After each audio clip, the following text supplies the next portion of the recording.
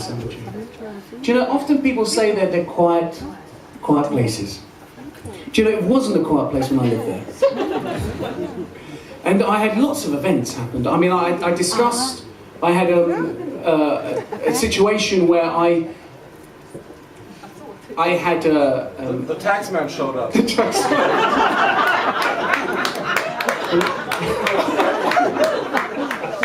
Well, I did run out of the house naked, that's what I was referring to. The taxman did turn up. Yes. So, unfortunately, I have no house to run out of naked. So it doesn't matter who turns up. I'm naked anyway.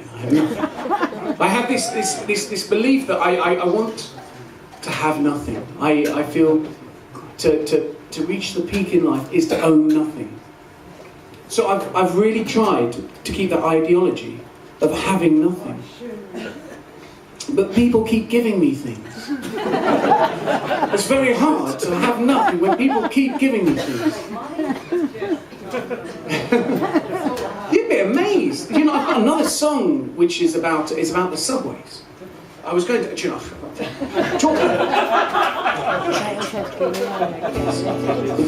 He's got this song. It's about. I used to busk in the subways in London, and the things people would put in your hat, you know, your little collection was unbelievable. I tell you, we had money. People would put money in, obviously. And it used to worry me. I used to think, I've got this money, what do I do? The taxman, surely he must want some of this. And I remember going to Citizens Advice and saying, look, surely the taxman must want some of this.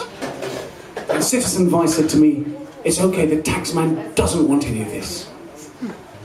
Which is quite surprising, because the taxman is obviously after the house that I live in, which doesn't belong to me, that's right. So but at least we should get money in the hat. And get little notes from people as well. Numbers and notes and things, which is nice. You'd be amazed at the type of people that put their numbers in your hat when you're a young lad playing the guitar. And in these days, I was a young man.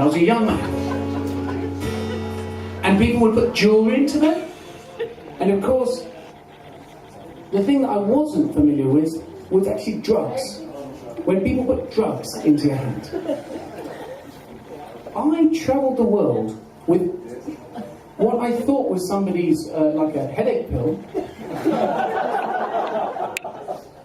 And he said to me, the chap dropped it in my hand, and he said, this will make you feel better. And I thought, it must be an aspirin, surely. I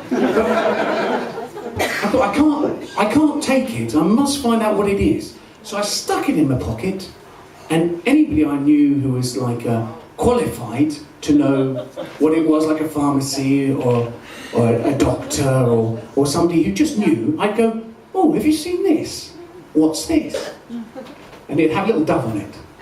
I didn't know what it was. I thought it was Do you know, I took it around the world with me. I put it in my pocket. I went to America.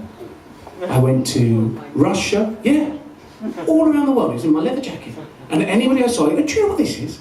I remember showing it to a doctor and he looked it up in the books. He's like, I don't know what it is. Don't know what it is. Can I get this? This brings me back to the consultant that's now retired. Because he doesn't know what this thing in my head is. It's not my brain. It's not. Oh, that red wine is good. Oh. But anyway, of course, as anybody knows, now we've all grown up, we all understand what they put in my hat wasn't a headache pill, but was in fact an illegal drug. And I took it around the world. I took it to America, I took it to Russia. I took drugs around the world. Yes, copy, get this down. I smuggled drugs around the world. All over the world I went. Russia, America. It's the most funny thing. I went to 70,000 tons of metal, you know, with Stephanie was here, which was fantastic. And it was a brilliant, amazing time. It was a big festival on a boat. And we went from Miami to Jamaica. It was incredible. Oh, man. Next time I go, you must come.